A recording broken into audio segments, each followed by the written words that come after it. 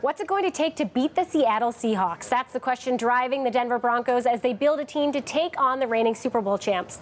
The problem? Everyone else is on a different mission. Do whatever it takes to take down Peyton Manning. The WSJ's Kevin Clark is here with the details. Kevin, thanks for being here. Thanks for having me. So as you point out in your story, the Broncos are 6-2. I don't think even like the tiniest violins are playing for Peyton Manning yet, but you are very worried about him. Tell me why. He's having a great season, but it's sort of like a company that's flying high where there are warning signs that there's going to be a tumble. You look at the two teams they've lost to. They lost to New England on Sunday, and earlier this season they lost to Seattle. It's the same type of team. Huge cornerbacks, physical teams, and you look at sort of the body of work for Peyton this year, and you sort of worry about him going into the playoffs. Can he beat that type of team who have game plan to stop him? These teams made very conscious moves in the offseason to beat Peyton Manning, and it's working. Okay, as we were just talking, Peyton Manning, not a small guy, but you're saying these big defensive backs pose a problem for him.